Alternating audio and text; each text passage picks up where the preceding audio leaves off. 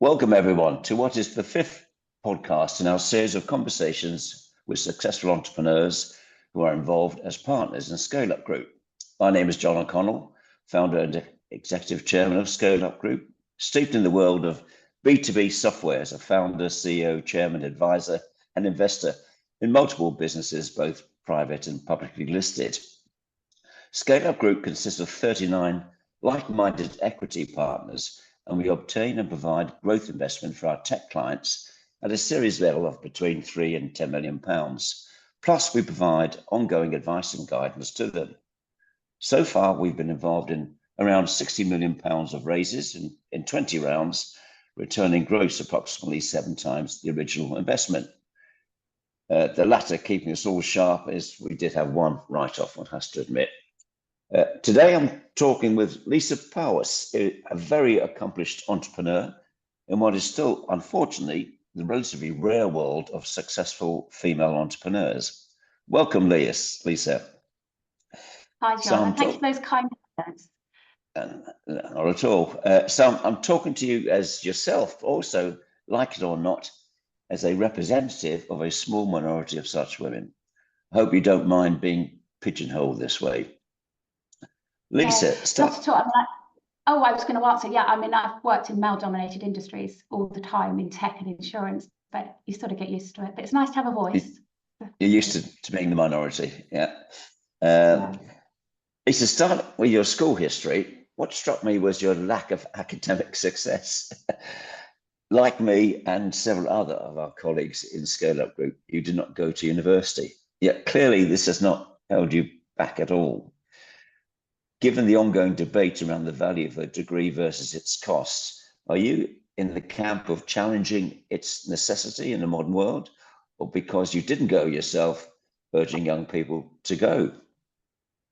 I didn't go to university because at the time I just wanted to get out and go to work. I think that's different now. I think I would encourage, in fact, my own children and my stepchildren have gone to university. I think it's important. But I mean, I'm a twin. I've got a twin brother, and my parents encouraged my twin to go to the university, and they did not encourage me. But that was the time. That was the 80s when. But yeah, I mean, I look back and I regret not going to university. I wish I had, because I could have done it all. But yeah, it was the 80s. It wasn't that important. Right.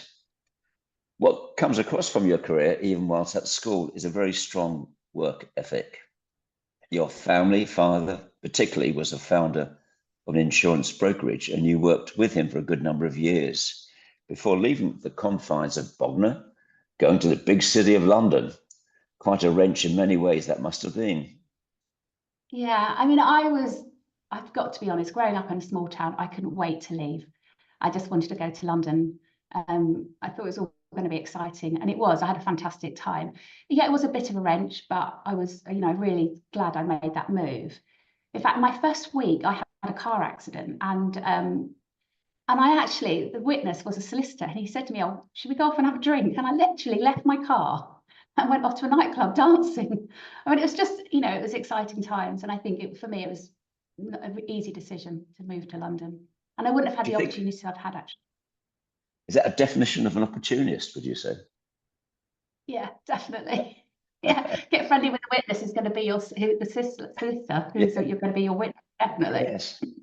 Although it takes two to tango, he was an opportunist as well, I guess. But in London, you went from being a mere insurance advisor in an insurance business to heading up a large team, creating one of the first online such businesses for them, as well as expanding internationally. Also having your second child at an inopportune moment. Tell us more, please. Yeah. So, I mean, I was very lucky. I had a boss that just almost let me run with any idea. I think that really helped. And I was somebody I was happy to get outside my comfort zone. So I got involved in everything from HR, cabling the office, sales, marketing, setting up phone systems. I would just give it a go. And then we were setting up a French company, and I said, I'll give it a whirl. I've done a French O-level. I was actually rubbish at French. And off I went. But our launch day happened to be the day my second child was due. And so when I literally was trying to set this business up, being pregnant, going across in the Channel Tunnel, and then I gave birth, and then I was back on it quite quickly, actually. But you know, these things happen, and I guess it shows a bit of resilience in me. Well, I'd say so. You've brushed over quite a few life-changing moments there. And then a little over 20 years ago, you decided to go out on your own. A decision made whilst being driven in a Rolls Royce, I'm told. Now, Yes. Now, how much of this start? How did this start? Please Yeah. spill the Okay. beans. Yeah. Well, so I was working for the company and I had a lot of free reign. I sort of was setting up businesses for the company I worked for, and I thought, you know what, I could do it myself. So I was out on a night out with my best friend, and we actually had a Rolls Royce. I know this sounds a bit crazy, but we had a Rolls Royce, and we used to get a driver, and the driver was either the local milkman or our handyman, and they would take us out for the night. So on one particular night, I was with my friend. We both said, you know, should we set up a business? And it was quite a boozy night, I've got to admit. And we said, yeah, let's do it. And actually, the driver, who was the handyman, came up with a name, and we decided our product in the car, in the back of the car, and it was insurance for females. And the driver came up with the name Ladybird, and that's literally how it started. Next morning, I rang my friend. I said, are you serious? She said, yeah, I'm serious. And I resigned that day. And off I went, full steam ahead.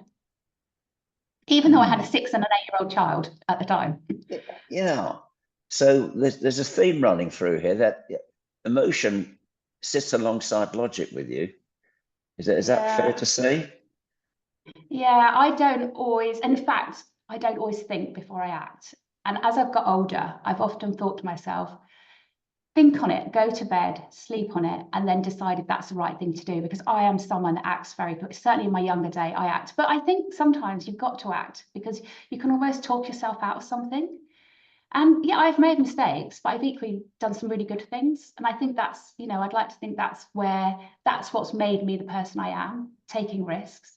I mean, I often say this is bad, but I don't know if this is politically correct. But I say I've got bigger balls than most men. I know that is what my family always say to me. Oh, Lisa, you've got bigger balls than most men. I say it. Not sure that's the right thing to say. Yeah. But that's where I am. I'm not sure. Am I defending men here or not? No, I don't think I am, actually. But I often reflect on the fact that the more you know, the more reasons you can think for not doing something. You know, I think experience is not to be underestimated. And obviously, you and I would claim, you know, our experiences are invaluable. But there comes a point where you can think of all the reasons why it won't succeed.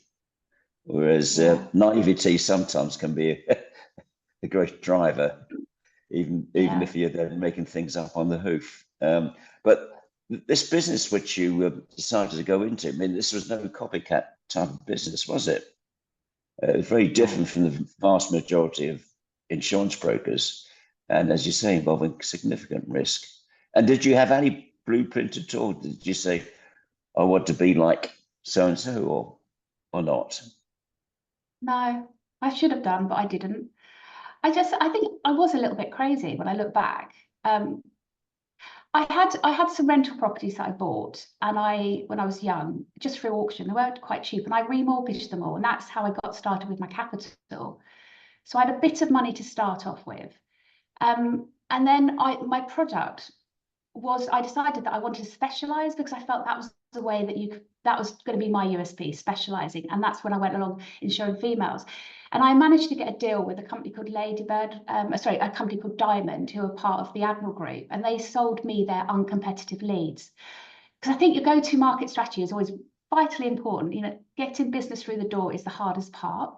And so from day one, I managed to get these calls coming through from a company where they said, we're not competitive, but we can pass you on to somebody that is. And as a broker, I had a panel of insurers, so I could be competitive in most areas. And that really got me started. And I also bought another brand from Budget Insurance. They were selling all their Yellow Pages leads for a year. And I offered £100,000. I didn't have £100,000. I didn't have anything like it. But I just casually asked the guy. I mean, we put a bid in and put the 100,000 in, just over 100,000. And I said, I don't suppose I can pay you monthly, can I? And he said, yeah, that's fine. And I was like, phew, I got away with that one. Yeah. But, So, I so just tried things. yeah, but did these come along after you'd made that first decision to set up on your own, or did you know Yeah, about no, some of these them? was, yeah, no. So when I started, before I started, I managed to get the deal with the Admiral Group. So I knew I had Right, leads, I had calls coming through. And then right. just as I went through, I just, I just saw an opportunity and I would do everything in my powers to take that opportunity, even if I didn't have the money to pay for it. I know it's mad, really, when I look back, thinking, oh, I'll sort it out. The money will come from somewhere. And it generally did. I don't know if the world's Uh, like that now, I don't know, but you've got to take a few risks if you want to be yeah, successful, definitely. you do remind me a little bit of the decision I made to float on AIM, which is the first year of that market, the junior London Stock Exchange market. And it was there is a theme emerging here, by the way. It was a very long night out again. My colleague and I, we'd just been round trying to get money from venture capitalists who are quite different to the people Scale Up Group works with now. But and I was told by my advisor that I had the world record for refusals. So we're running out of cash. And it was the first year of AIM, and Investec actually said, look, you'd be perfect for it. And I thought they were joking, actually. But then I realized that we only had this one opportunity left before we ran out of money. So in the early hours of the morning, my colleague and I decided to float on the stock market.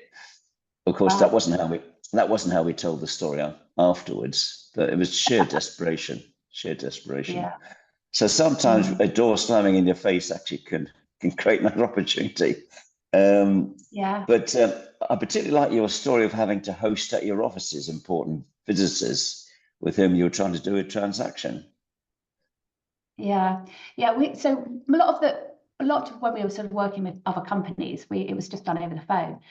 But one company said, oh, we'd like to come and visit you. Now, we had sort of fibbed about the size we were. I think we'd sort of made out we were a lot bigger than we are. Anyway, they It's come called along to marketing, see. Lisa. That's called marketing. Is that marketing? Good. So they Yes. come along to see us, and I've got three sisters. My partner at the time, she had two sisters, and she had a few of her age. She had another company. She had a few staff, and we literally wrote them all in. We managed to get a company. They had some old desks. We got those shipped into our office. We had monitors, like the screens, but no computer underneath it, just sitting on the desk. And we looked like we're this really big business, and we weren't. But we did the deal, and that massively moved us forward because we were getting we often would buy in calls from other companies, and I think it sort of trebled our size. So yeah, it was a little bit of smoke and mirrors, but we got there. We got what we wanted. I was telling a similar story to one of our fellow partners, Stuart Clark, and unbeknown to me, he copied that idea.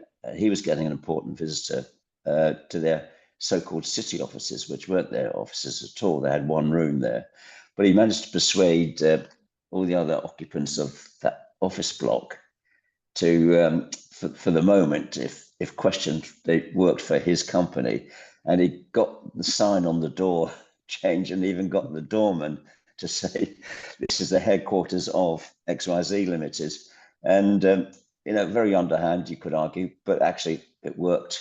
Again, appearances sometimes do really matter, don't they? Yeah, Um, that's where the bigger balls, the most men come in. I'll take a chance and yeah, doing yeah. doing.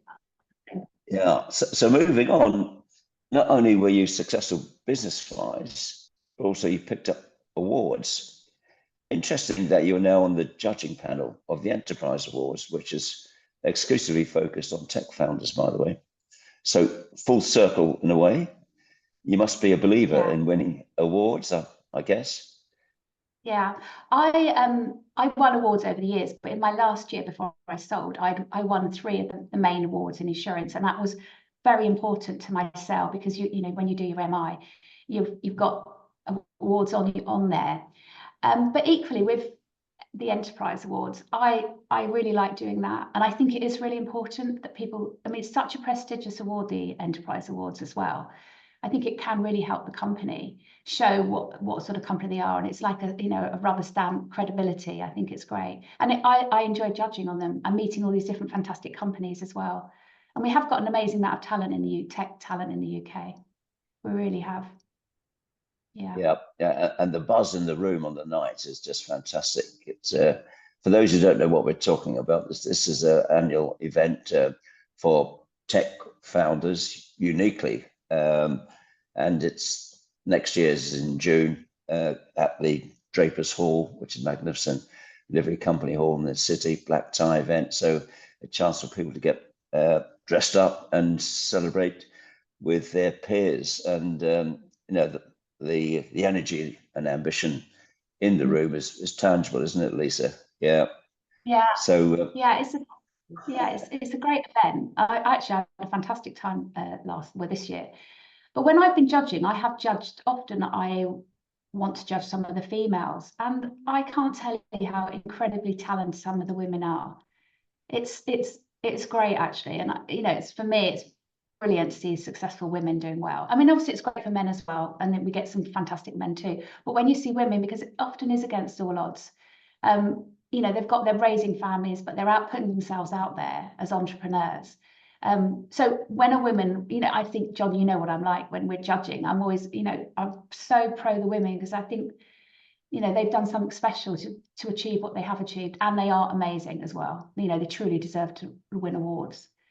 So for me, I'm really pleased to judge on those awards. Yeah, very much well, so. that's good. That's great, and thank you for your contribution, which, as you know, it's a non-profit event. So all the proceeds go to charity. Lisa, a bit more personal. You've survived not just recessions, but also divorce. You sold your home to keep the business going, and you had to downsize, but eventually you grew from 250 staff, growing to 250 staff with 80,000 clients.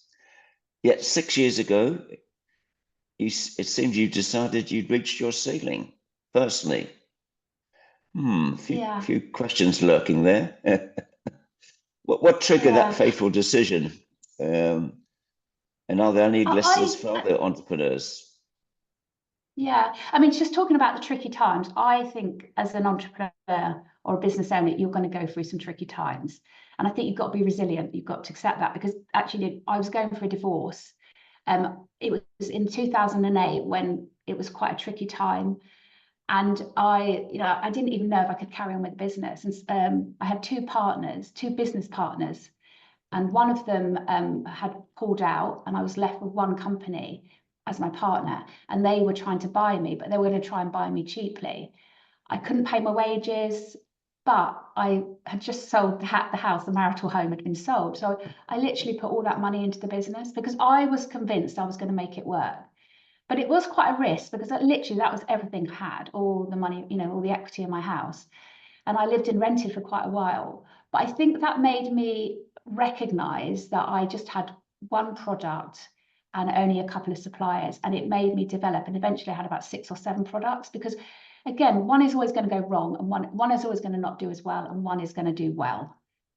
What we don't want is just the one product. So that did make me be more resilient. And then I had about 30 different partners I worked with by the time I sold. So I think I de-risked in every area. So different products, different partners, so I wouldn't have that problem again. And I did try and conserve a lot of cash in the business so I wasn't left vulnerable, because I did feel, I was single, 2 children, living in rented, I've got 100 staff, can't pay the wages, but I did manage to pay the wages. And then we just moved on from, I think, again, that I can't tell you when you put your own money in, how much that motivates you. And it really does motivate you, which is often when I do investment now, I'm very keen to know what the founder's putting in, what skin have they got in the game, because if I'm going to put money in, I want them to have skin in the game, and I know how I felt. And in fact, my very first boss made me put some money in to a business. I had a share in it, and he made me put money in. And I was thinking, I'm not putting any money in, but I did. It wasn't a lot, but it was enough to motivate me, and that's always stuck with me. You need to have skin in the game. But going back to your next question about why did I decide to sell, I felt that the business had outgrown me and my team. I knew that we needed to do a different push in another direction, and I wasn't sure that I wanted to do that. And actually, we had a share option scheme. We were one of the few. It was a long time ago when you didn't really have share options every business has them now, and I think they're massively valuable, by the way, to keep your teams aligned. But we didn't have, so I had this share option scheme, and it was due to expire, I think, within a couple of years. It was only a 10-year share option, and my team would only get paid out on an event, an exit.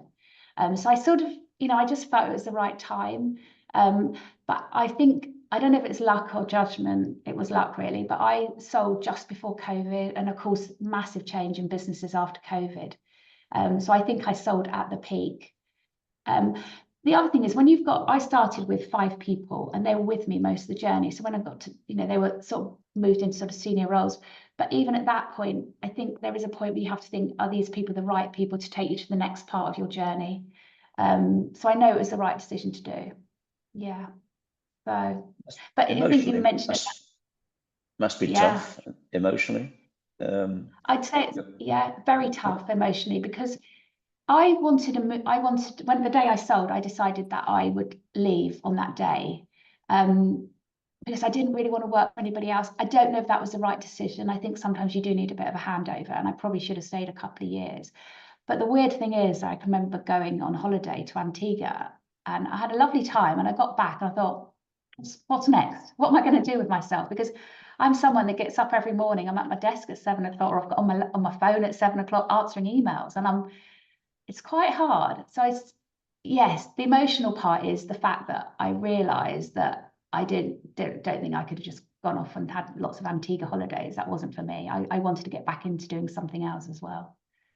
Now, many entrepreneurs think that the moment of the sale is the end of that journey. But I believe you do have a word of caution here, legal restrictions notwithstanding. Yeah. So 2 years on, when COVID was, we were all getting anxious about COVID in March 20, I got a letter from lawyers suing me for a very, very, very large amount. And I went through a 2-year legal battle. I'm not going to say much more about it. It's in the public domain, actually. But, it was a difficult time going. I mean, it was a 2-year legal battle, and it's quite difficult going through that. The lesson for me is be careful who you sell to, because, you could end up in a situation like me.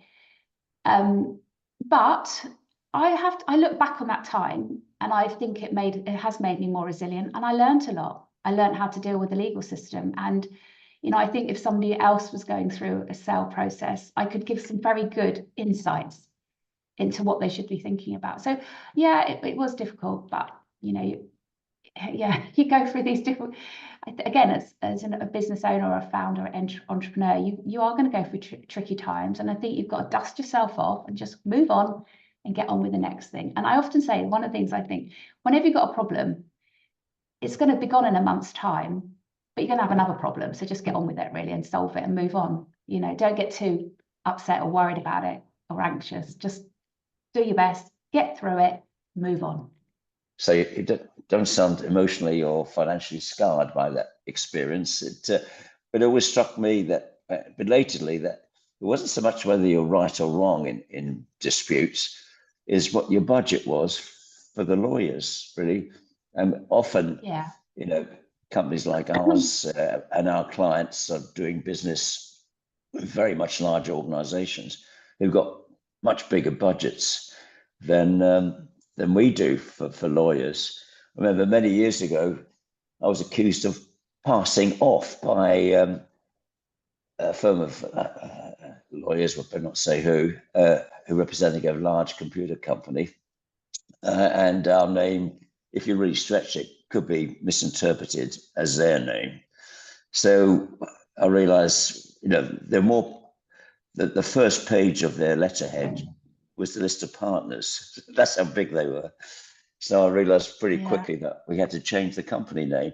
And lo and behold, 3 months later, their client sold their business and changed their name. And I'd already, so it's quite annoying. Anyway, moving on more positively. I mean, just on that point, though, I do think it's not necessarily about right or wrong. It's literally about who's going to spend the most money on the legals, really. Yeah. I mean, that's something I've learned.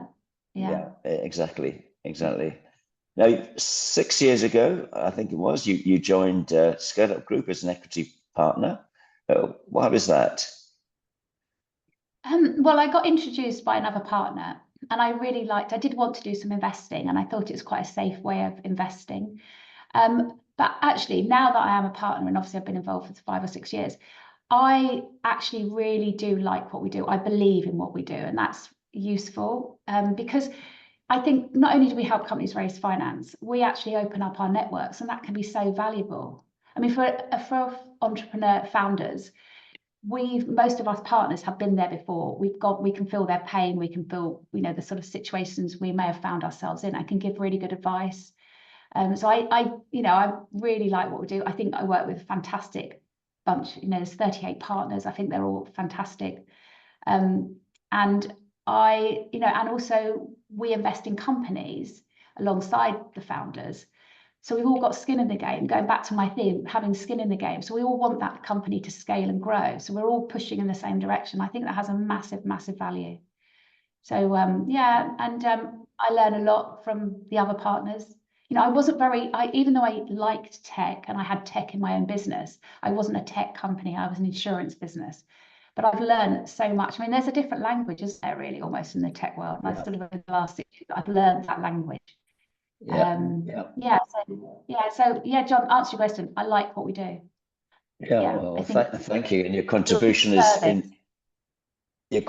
is invaluable, and you're very proactive. At least clearly you're very passionate about whatever you do, and I know one of the areas is that you've been heavily involved, and you initiated some charitable activities. Perhaps you could expand on those a little bit, please. Yeah, so 8 years ago, when I did have my business, I wanted to do something, and I set up a charity where we were running groups for seniors in our area, because there's a massive loneliness problem in the whole of the UK, actually, and it's worse for seniors. So we set up groups, and then COVID came along, and we decided, what can we do more? So we started, and I've got about 15 lovely volunteers, actually, and we started making activity packs. And we partnered with the Age UK and the Salvation Army, and we distributed these packs throughout COVID. And we've carried on doing that. And we're up to now, we distribute to the whole of the UK, even as far as Northern Ireland. And we've done 17,000 so far, and we will continue to do it. And it's so well received, because these seniors will get a little pack with some activities in that. They might get a visit from someone from the Salvation Army as well, sort of saying, how are you? And then I got awarded a British Empire Medal in the Queen's last New Year's Honours List, which was fantastic to be recognised. So yeah, it's I have to say, I think in life, you've got to give back. And, I've had a fantastic life, I've had a great business, and to be able to give back as well is important to me. And I'm fortunate I've got a lot of volunteers that help me too. Yes. Called painting. It's called Painting Our World in Silver, as in POWIS. Lisa Powis. Oh, very, this personal brand there. Yeah. Well, it's in talking to entrepreneurs as I do, what comes across is they've also got soul, and you've got, if I may say so, soul in spades, and I think that keeps one a rounded person, because sometimes running a business, starting it up, you can get so myopic, can't you? It's the only thing you think's important in the world, but then there are other aspects of it which give you a more grounded view of life, I think. So yeah, we've been talking we could talk for hours, Lisa, but our time's almost up, unfortunately. Regrettably, as I mentioned at the beginning, you are in the minority group of successful female business people. What advice and words of encouragement specifically could you pass on to them, I wonder? I always think, never take no for an answer. It's just a matter of time before you persuade people. And I'm not, and John, you know this, I don't give up. I will just be relentless to try and get the answer I need. So I'd say, yeah, don't give up. I think you've got to treat people well, because you might come across them at a later date. I do think that. I think treat everybody equally and treat them well is important. I think when it comes to business, you need a good team around you. you really do need a good team. Actually, you won't get there on your own. So unless you've got a good team, you won't get there. And I think, ladies, we're as good as any man out there. Believe in ourselves. That's what I would say. Yeah. And Lisa, do you think this may be touchy subject, but do you think females bring something different to business as leaders? Yeah. I actually think having men and women on a board, for instance, I think they've got different points of view. I think they look at things differently. So I think it's important you get, I'm not sure running just females only is right, just men only. I think we all offer different things. I mean, women do have more empathy. And we can, I had a lot of women that worked for me, and I could recognize that they needed to, we had to treat women differently. If they were bringing up a family, we could let them work part-time hours. So I think we can bring more empathy into the workplace. That's important because we've been through the challenges that women go through. And I think we're actually bloody good at what we do, women are. I do think that. Yeah. And, I almost said regrettably, but not regrettably, but, females, certainly in the past, had to be multitask masters, didn't they? Bringing up family and, their traditional role, which was one which is very hard. So no, if you add to it running a business or creating a business, that's another dimension of multitasking, which I think is absolutely essential. Lisa, thanks so much for sharing your experiences and being so open about them. I'm sure you'll be enormously inspiring role model for all entrepreneurs, of course, but especially female ones. And I hope for our audience today, this podcast has been helpful in their appreciation of what it takes to be successful, and looking at Lisa now smiling and enjoying life and not burdened by some of the issues which you've described along your journey, Lisa. So top marks to you. And I'm absolutely delighted that you're a very active member of Scale Up Group as well, which we're very fortunate to have, and as our clients are. So thanks once again for being the subject of today's podcast. Thank you, Lisa Powis.